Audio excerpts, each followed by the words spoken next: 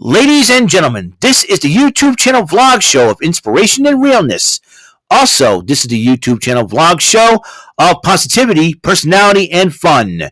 This is Eric Lima Shenanigans of 1977, and now the perpetrator of these shenanigans, Big Beefy E himself from his Big Beefy Man Cave in New Bedford, Massachusetts, Mr. Shenanigans himself, and the two-time Chilling 3000 2022 End of the Year Awards winner, Eric M. Lima. Thank you very much, Mr. Announcer, sir. Well, hello there, everyone. Welcome to yet another episode of Eric Lima Shenanigans of 1977. Got some news, and I don't want to reveal the whole thing, and I'm not going to make anything official until later on this week. That's all I'm going to say on that matter. Let's just say I'm kind of, and some folks might know about this, some folks might not know. I'm kind of moving up in a way, and let's just say the road's going to get a little bit sweeter for me, so to speak. So, until everything is made official, later on this week, I will not tell what it is as of yet. So, you're going to have to tune. You just got to tune in to my show, and it's a good thing, you know. It's a good thing. It's something that needed to happen for quite a while. So, like I said, can't tell you what that is. Some people might know. Just like that, not everything's etched in stone as of yet. So, let's say it's interesting. I had an interesting start to the week. That's all I'm going to say on that matter. So, which is something that, anyways, So, but let's get to the heart of the matter here on this video. AEW NJPW Forbidden Door 2023, and at the 0 hour, and I did take over from my friend Jody Scow, which I watched for the event last night. I'm invited, and it's been good. It's been pretty good. It's been pretty good. The event was pretty good. We had 5 hours of wrestling and watching from 7 at night to 12 until midnight this morning. Wow, it's crazy, isn't it? Anyways, so here's the deal. 8-man, this is the 0 hour. There were 4 matches on the card. One of the matches on the main card was scratched because due to an illness, Adam Cole, Filthy Tom Lawler. That matchup was scratched due to Adam Cole having an illness. So 8-man tag team matchup, Chaos and El Desperado. Chaos is best friends. That will be Chuck Taylor and Trent Beretta teaming up with Rocky Romero, and El Desperado from New Japan to face the Mogul Embassy. That'll be Brian Cage, Swerve Strickland, and the Gates of Agony, Bishop Khan, and Toa Leona. As you know, the Mogul Embassy is also the 6-man tag team champions of Ring of Honor. And I picked this, and I wrote down my picks and predictions for this whole thing. And I picked the Mogul Embassy to win. They won. Simple as that. And the women's Owen Hart quarterfinal, Billy Starks, the young upstart Billy Starks goes one-on-one with the Ring of Honor women's champion Athena. Athena did pick up the victory over Billy Starks. I did pick her to win. So there you go. And El Phantasmo went one-on-one with Stu Grayson. El Phantasmo, I looked at him, I'm like, holy cow, looks like Logan Paul a little bit. But Stu Grayson of the Righteous, well, El Phantasmo did pick up the victory. I picked Grayson to win because of the experience, but Phantasmo ended up picking up the victory. So, and the final matchup for the 0 hour of Forbidden Door, Los Ingobernables de Japón. That would be the team of Bushi, Hiromu Takahashi, the IWGP Junior Heavyweight Champion, and Shingo Takagi, going up against the United Empire, Jeff Cobb, Kyle Fletcher, and TJP. And I picked the United Empire to win. No, Los Ingobernables de Japón won the matchup. So won the matchup. Their leader, Tetsuya Naito, will be in action later. So let's go to the main card. MJF versus Hiroshi Tanahashi. And MJF, well, be using nefarious means once again to retain his title. What did he use?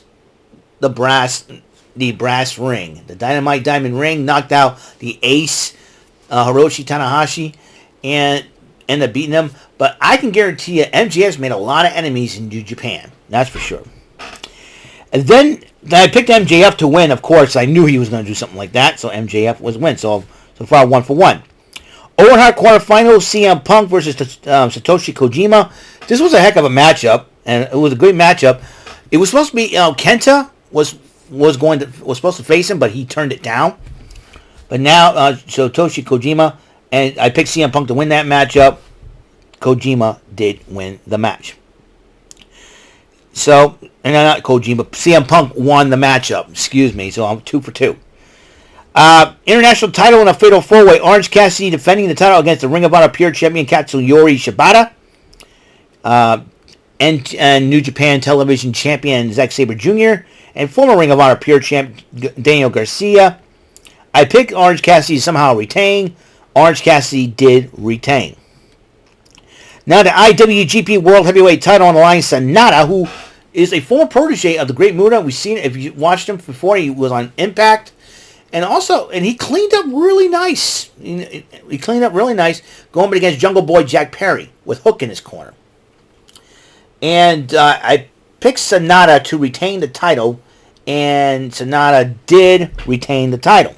But as Jungle Boy and Hook, back then, Jungle Boy was was taken out by that, clothesline. I don't know what Sonata did to him, but Hook helped him up, raised his hand in victory, but then Jungle Boy clotheslined him.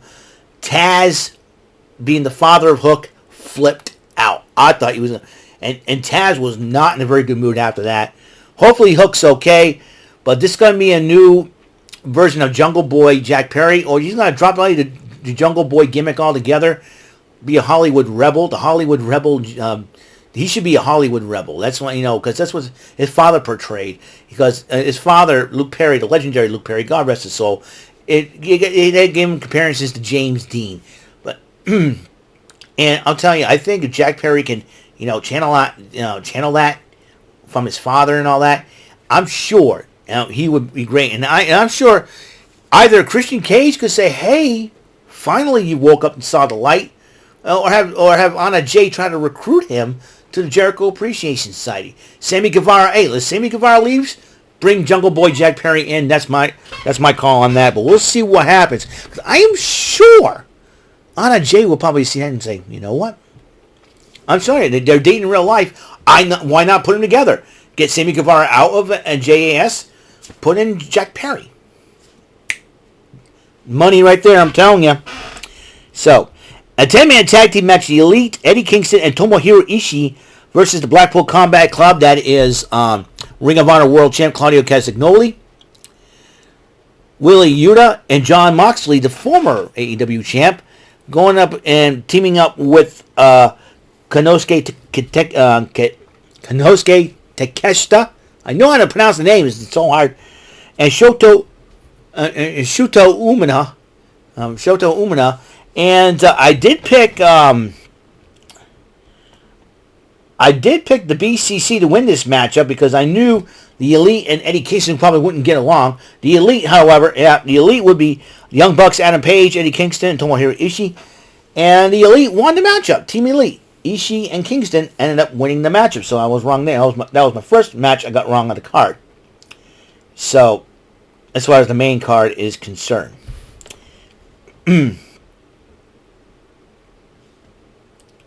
So the main card is concerned. The AEW Women's title on the line. The lovely, the gorgeous, voluptuous, curvaceous, and babylicious Toni Storm. The AEW Women's Champion defends the title against the New Japan Strong Women's Champion, the lovely and sweet Will Nightingale. Heck of a matchup. Ruby Soho and Saraya got ejected from ringside, but despite that, Toni Storm, I picked her to retain the title. That's what happens. But Sky Blue and Britt Baker were watching with separate monitors in the back. IWGP United States title on the line. Kenny Omega defends against Will Ospreay. This was a brawl. This was a fight. It got to the point. It was 39 minutes. This match lasted. It was everybody was bleeding and it was crazy. Even Don Callis was ejected from ringside. He came back, snuck back in. And Will Ospreay, I picked him to win the title. Will Ospreay is your new IWGP United States Heavyweight Champion. And the trios match list Suzuki Gods. That would be Chris Jericho, Sammy Guevara, and Minoru Suzuki. Going up against Sting, Darby Allin, and Tetsuya Naito. I have picked Sting, Allin, and Naito to win the matchup, and they did. That's right. Sting, Allin, and Naito won the matchup. Final matchup, Kazuchika Okada versus Bryan Danielson. This matchup, like I said, I could have gone either way. I picked Okada to win, but Bryan Danielson ended up picking the victory via submission. Now that was a great matchup, to say the least. So that is so that's what it. That's what it is. That's all the matches they are. Forbidden Door. So the Fallout will start this Wednesday on Dynamite, and then we'll continue on to Rampage and Collision, where MJF will make his Collision debut. So be very interested to see what's going to go on there. MJF's always been crying that Beavis looking butthead's always whining and crying about defending his title, and what being a big baby sitting home doing nothing. Can't wait to get a fight forever. That's why I can beat the snot out of that Beavis looking butthead one of these days. So